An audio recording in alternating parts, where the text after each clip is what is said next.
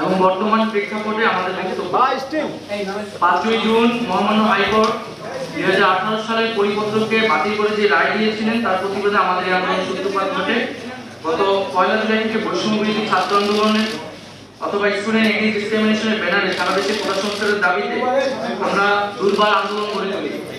আমাদের উদ্দেশ্য ছিল কোটা সংস্কারের মাধ্যমে দুর্নীতিমুক্ত মেধাভিত্তিক একটি নিরপেক্ষ আন্দোলন গঠন করা, যা একটি সমৃদ্ধ বাংলাদেশ গড়ে তুলতে সহায়ক হবে।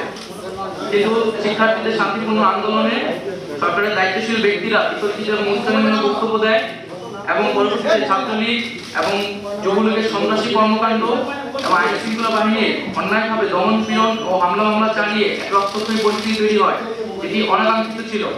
বিশ্ববিদ্যালয় প্রশাসন ও আইন শৃঙ্খলা বাহিনী যখন শিক্ষার্থীদের নিরাপত্তা দিতে ব্যর্থ হয়, তখন আমরা অভিভাবক, শিক্ষক সহ school, college, private, public, national সকল ধরনের শিক্ষার্থীদের এবং সর্বস্তরের নাগরিকদের রাজপথে নেমে আসার আহ্বান জানাই আমাদের নিরাপত্তার জন্য।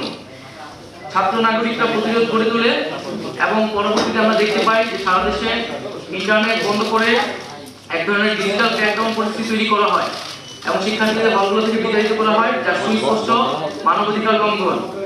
পরবর্তীতে সেনাবাহিনী নামিয়ে কারফিউ জারি করা হয় এবং এই অরাজক পরিস্থিতির সুযোগে পরিকল্পিতভাবে আন্দোলনকে নস্যাৎ করার জন্য দুর্বৃত্তরা বিভিন্ন ধরনের নাশকতা করে, বিভিন্ন রাষ্ট্রীয় প্রতিষ্ঠানে আগুন লাগায় ও জানমালের ক্ষয়ক্ষতি করে।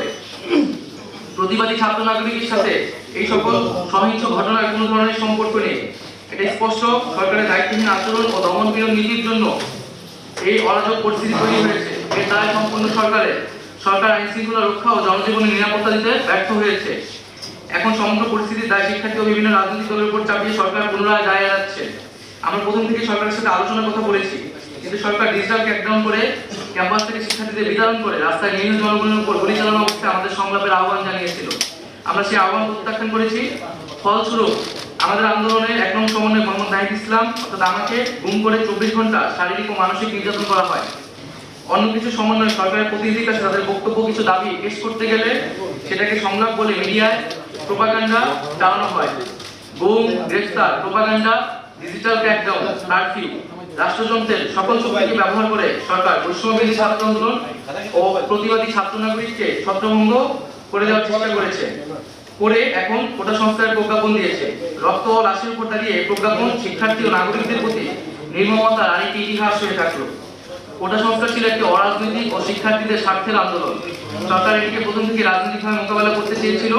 সরকার বিরোধী, মুক্তিযুদ্ধ বিরোধী, রাজাকারের সন্তান নানান ত্যাগ দিয়ে স্বতঃস্ফূর্ত আন্দোলনকে নস্যাৎ করার চেষ্টা করা হয়েছিল।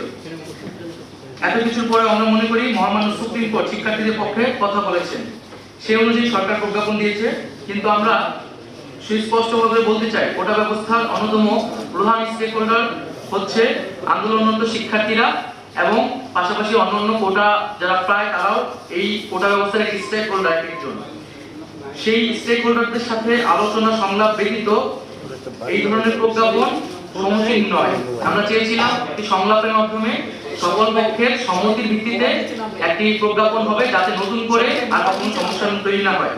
সংলাপের যথাযথ পরিবেশ তৈরি করে শিক্ষার্থীদের অংশগ্রহণ নিশ্চিত করে কোটা সমস্যার চূড়ান্ত সমাধান আমরা চাই। আমরা সংবিধান অনুযায়ী অনগ্রসর জনগোষ্ঠীর জন্য কোটা ব্যবস্থার কথা বলেছিলাম। আমরা মুক্তিযোদ্ধাদের সন্তান পর্যন্ত কোটার ব্যবস্থার কথা বলেছিলাম এবং এই বিষয়গুলো আমরা দেখেছি প্রজ্ঞাপনে প্রতিফলিত হয়েছে। কিন্তু আমরা অনগ্রসর জনগোষ্ঠীর বিষয়টি আরো ক্লারিফিকেশন দরকার এবং বিভিন্ন স্টেক হোল্ডারদের সাথে নীতি নির্ধারণী পর্যায়ে সংলাপ প্রয়োজন। তবে সরকার চাইলে যে কোনো মুহূর্তে কোটা পরিবর্তন করতে পারে। তাই কোটা ব্যবস্থার সুষ্ঠু বাস্তবায়ন, ব্যবস্থাপনা ও তদারকির জন্য একটি স্বাধীন কমিশন গঠন করতে হবে, যেখানে প্রাসঙ্গিক অংশীদারদের প্রতিনিধিত্ব থাকবে। কোটার যে কোনো পরিবর্তন কমিশনের সুপারিশ সাপেক্ষে হতে হবে। কোটা সংক্রান্ত আমাদের আরো বক্তব্য আছে, যেগুলো আমরা সংলাপে সরকারের কাছে তুলে ধরতে চাই, কিন্তু তার আগে সংলাপের যথাযথ পরিবেশ তৈরি করতে হবে। গত কয়েক সপ্তাহে রক্তক্ষয়ী পরিস্থিতিতে সারা দেশে কয়েক শত ছাত্র নাগরিক শহীদ হয়েছে এবং কয়েক হাজার লোক আহত হয়েছে। হতাহতের সঠিক সংখ্যা এখনো পাওয়া যায়নি। অনেক বাবা এখনো সন্তানের লাশ খুঁজে বেড়াচ্ছে। এত রক্তের উপর দাঁড়িয়ে আমরা কোটা সংস্কার চাই না। আমরা সকল হতাহতের বিচার চাই। আমাদের আহ্বানে সকল শিক্ষার্থী এবং নাগরিকরা রাজপথে নেমেছিল। আমরা জনগণের কাছে বলতে চাই যে আমরা জনগণের সাথে আছি। আমাদের চূড়ান্ত দাবি ক্যাম্পাসগুলো খুলে সকলের সাথে আলোচনা করে আমরা জাতির সামনে পেশ করতে চাই। আমরা এখন নিরাপত্তাহীনতায় আছি। আমাদের বাসায় পুলিশ, ডিবি এবং গোয়েন্দা সংস্থার বিভিন্ন লোক যাচ্ছে। সারা দেশে নির্বিচারে মানুষকে গ্রেফতার করা হচ্ছে। আমরা এই পরিস্থিতির অবসান চাই। নিরাপত্তা বাহিনীর কাছে আমাদের আহ্বান থাকবে, ছাত্র জনতার মুখোমুখি আর দাঁড়াবেন না, আর একটি গুলিও যাতে কাউকে হত্যার উদ্দেশ্যে না ছোড়া হয়। এবং আমরা স্পষ্ট করে বলতে চাই, সারা দেশে যে সকল মানুষেরা শহীদ হয়েছে, আহত হয়েছে, আমরা তাদের পাশে আছি, শেষ পর্যন্ত থাকবো। কিন্তু এখন যেহেতু ইন্টারনেট নাই এবং আমাদের সমন্বয়কদের এখনো আমরা অনেকে খোঁজ পাচ্ছি না, তাদের সন্ধান পাওয়া যাচ্ছে না, এই অবস্থা দ্রুত পরিত্রাণ করতে হবে।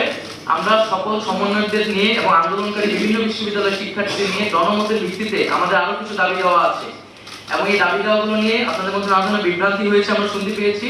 সেটা যোগাযোগহীনতার কারণে হয়েছে। আমাদের নিরাপত্তা এবং যোগাযোগ ব্যবস্থা নিশ্চিত করলে আমরা সুস্পষ্টভাবে সেই দাবিগুলা সকলের সামনে পেশ করব।